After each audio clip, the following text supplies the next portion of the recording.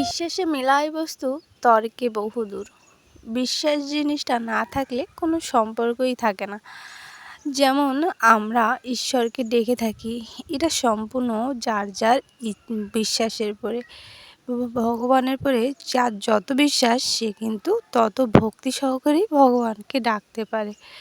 সেই ভক্তি আর বিশ্বাস এই দুটো দিয়েই তাকে ডাকার মতো ডাকলে অবশ্যই পাওয়া যায়, সে কিন্তু ডাকও শোনে।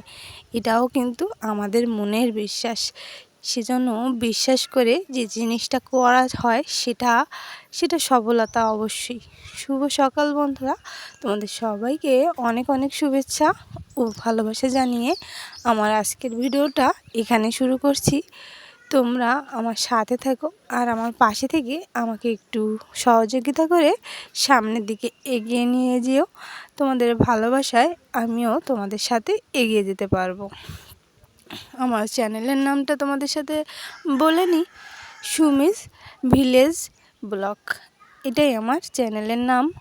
আর আমি কিন্তু বাংলাদেশ থেকেই বলছি, বাংলাদেশের একটা ছোট্ট গ্রাম যেটা কিনা বাজুয়া। আর সেখান থেকেই কিন্তু আমি আমার ভিডিওগুলো তোমাদের সাথে শেয়ার করি। তোমরা যে যেখান থেকে দেখো না কেন, তোমাদের সবাইকে অনেক অনেক শুভেচ্ছা আর অনেক অনেক ভালোবাসা। তোমরা আমাকে একটু সহযোগিতা করো। আর এই যে দেখো, রান্নাবান্না কিন্তু সকাল সকাল শুরু করে দিয়েছি।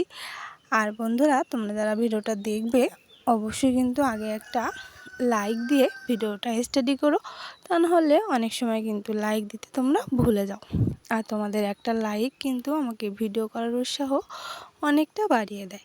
তার মানে এই ভিডিওটা কিন্তু তোমাদের এই একটা লাইকে অন্যের কাছে যেতে সহযোগিতা করে। সেজন্য তোমরা একটু কষ্ট করে লাইকটা দিও। আর ভিডিও যারটা দেখতে হয় তারটা কিন্তু সম্পূর্ণ দেখতে হয়, সেজন্য তোমরা কিন্তু সেটাও একটু চেষ্টা করো।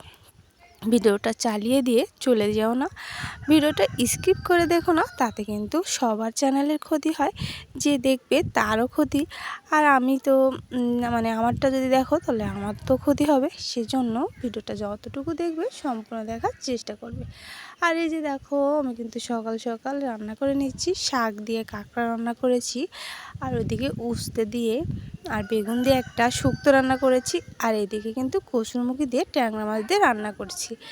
এই সকালে রান্না বান্না, তারপর মেয়ের বাবা স্কুলে যাবে, যেহেতু মেয়ের বাবা স্কুলে চাকরি করে, সেজন্য মেয়ে আর মেয়ের বাবা একসঙ্গেই স্কুলে যায়। সকালে 9টার দিকে স্কুল থাকে, সেহেতু 8টার মধ্যে আমাকে খাইয়ে দাইয়ে গুছিয়ে দিতে হয়। তোমাদের দাদাভাই স্কুলে যাবে, তার জন্য ভাত গুছিয়ে দিতে হয়, কারণ দুপুরেও তো সে খাবে। মেয়ের অবশ্য 12টার দিকে ছুটি, সে কিন্তু চলে আসে। আর সেজন্য কিন্তু সকাল সকাল সব রান্নাবান্না শেষ করে নিতে হয়। তারপরে তাদের গুছিয়ে দেওয়ার একটা ঝামেলা থাকে, সেজন্য সকাল সকাল কিন্তু ঘুম থেকে উঠে বাসি কাজ সেরে রান্নাবান্নার কাজে লেগে যেতে হয়।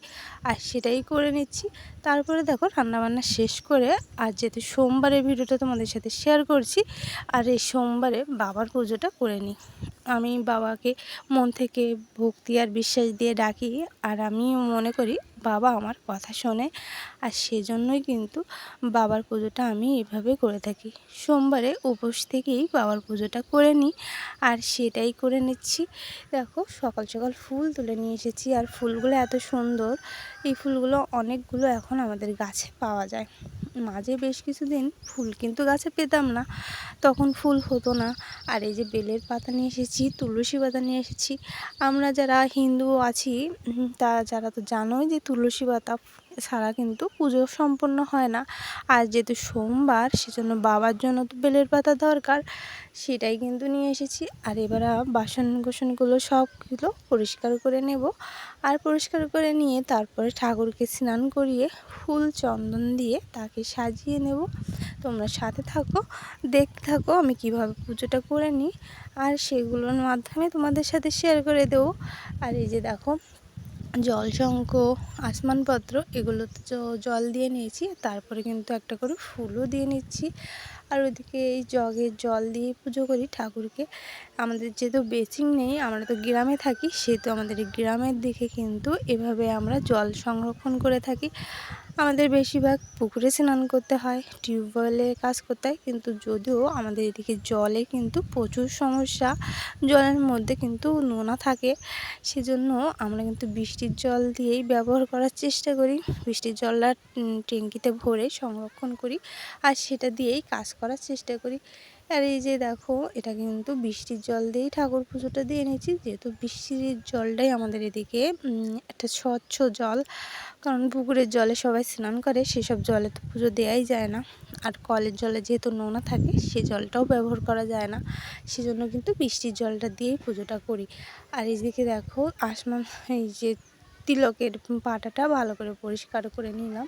আর এবার তিলকটা কেটে নিচ্ছি, তুলসী পাতা লাগিয়ে ঠাকুরের চরণে দিয়ে দেবো, সেজন্য তুলসী পাতাগুলো কিন্তু তিলকের উপরে লাগিয়ে নিচ্ছি।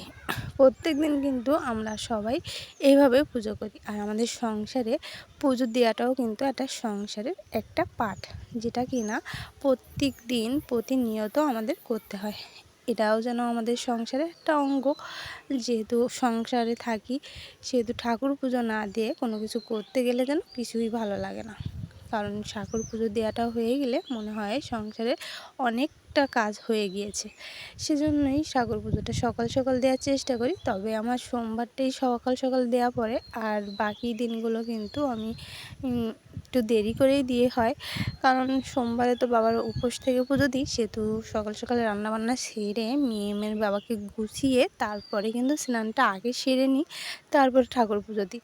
আর অন্য অন্য দিন হয় কি, মেয়ের বাবাকে গুছিয়ে দেওয়ার পরেও তারপরে ঘরটা একটু পরিষ্কার করতে হয়, মুছতে হয়, ঝাড় দিতে হয়, নিজে খাওয়া দাওয়া করে নিতে হয়, তারপরে যেয়ে স্নান করে পুজো দেওয়া হয়। বলো বাবা ভোলা মহেশ্বরের নাম শিব মহাদেব, বলো বাবা নাথের নাথ শিব মহাদেব, বলো বাবা ত্রিনাথের নাথ শিব মহাদেব,